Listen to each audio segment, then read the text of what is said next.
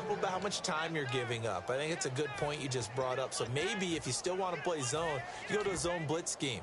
And you can drop anyone out of your defensive front. Defensive end, defensive tackle. It doesn't matter. You just exchange someone to bring more pressure towards the quarterback and still try and cover downfield. And now we're going to get a timeout here called by the Patriots. It's just their first. They've got 2 more to use here in the final stages. It's already 2nd and 12. The defense hoping to push them back more.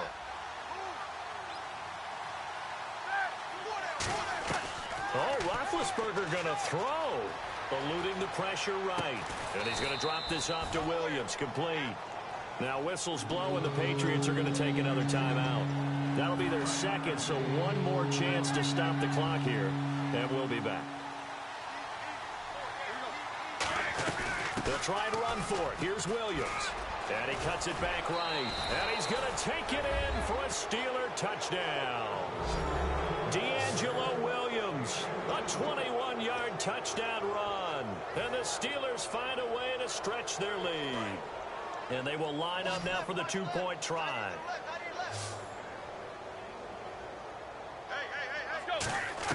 Roethlisberger looking to throw. And he's got it. So the 2-point conversion is good, and they add on to their 4th quarter lead. Boswell now to kick it away after the touchdown.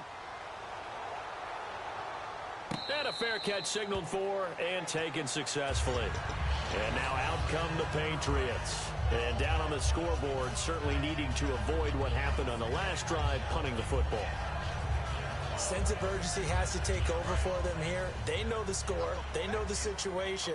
And by the way, the punter no longer exists for their offense. That's how they have to treat this drive. They need points. Big time. Now Brady, he's got time. Now a desperation throw deep downfield. Unable to get it to Gronkowski that time. And that'll make it 2nd and 10. On every offensive coordinator, every play caller sheet, they have about 5 or 6 plays per game that they call shot plays or big plays. And you don't get many opportunities to dial them up. And they just did. And they dropped it with a great chance to make a big play. That's going to hurt. Oh, he got position on him, and he pulls it in. 23 yards on the play. And at this stage, down in the second half, looks like they just wanted to find a way to get it in the hands of their playmaker, and they did. I think you're exactly right. I don't think the coordinator's looking at his play sheet and trying to figure out which play will work well. He's trying to figure out how to get the ball to the playmaker that you just described. Looking down at that sheet, you find people plays, not necessarily X's and O's, and that's exactly what they did there. And he's the epitome of what we call the move tight end, a guy that you can line up anywhere, in the slot, out wide, in tight, doesn't really matter. Because he has such great skills, you want to utilize him in all aspects of your passing offense. And there he was in the slot for the catch.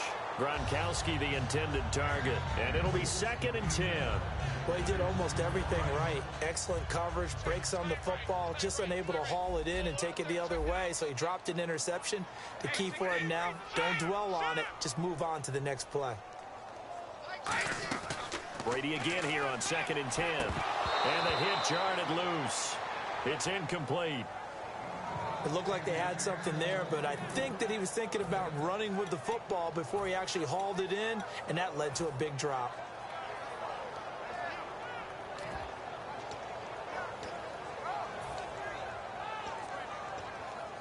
Obviously a tough spot here. They need a lot of luck to win this game, but still a small chance. They've got to make sure they get the ball to the sidelines, get out of bounds, preserve clock.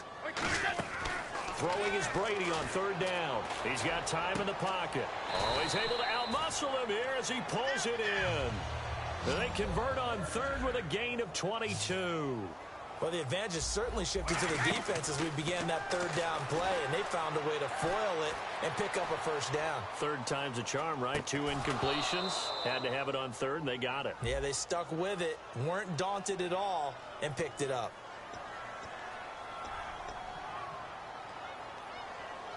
So the defense has put them in a tough spot. It's 2nd and long.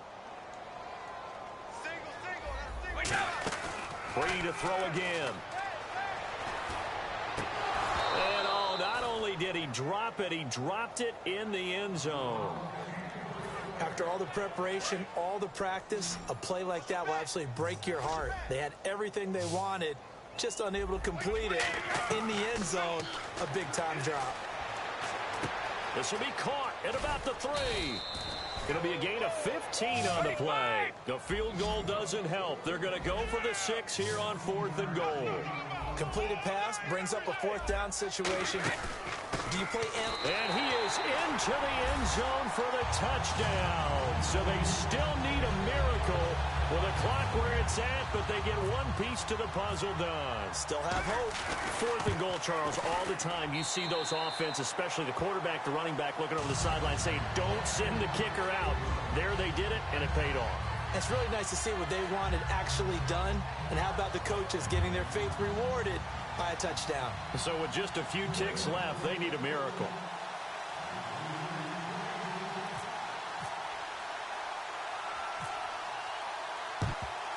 And it's the Steelers that come up with it.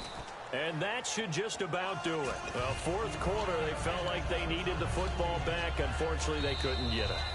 And I know we brought analytics into the game, and someone has said here that the data says that when a team's expecting an onside kick, 80% of the time, the team expecting it, they do actually recover the ball, which is what we saw here. I just wonder if that number is much more of a anecdotal type of a number. Kind of like when the coaches tell us, well, when you score on special teams, 93% of the time you win the game. I'm still waiting to see that number is empirical. Going up top. And is it a touchdown? No signal. No, they say incomplete. And, Charles, when you pull out a close game, the good thing about that is maybe next time you're in a nail-biter in the 4th quarter, you have a little more confidence. Yeah, you're talking about your memory muscles, right? When you win those close ones, you have that confident feeling that you can continue to do so every time you're in that position. Now, that said, you would rather win by 60 points, or do you like the close ones, too? Well, I think everyone would rather win by 60. It's comfortable. Everyone gets to play. But when you win those nail-biters, dinner tastes just a little bit better that night.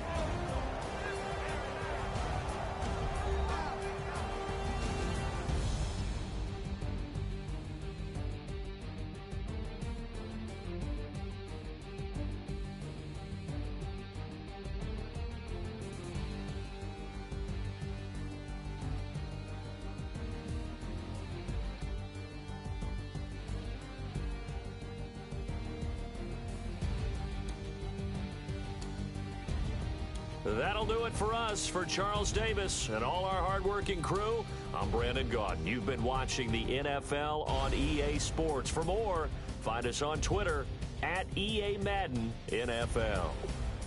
And with that, we say so long from Foxborough.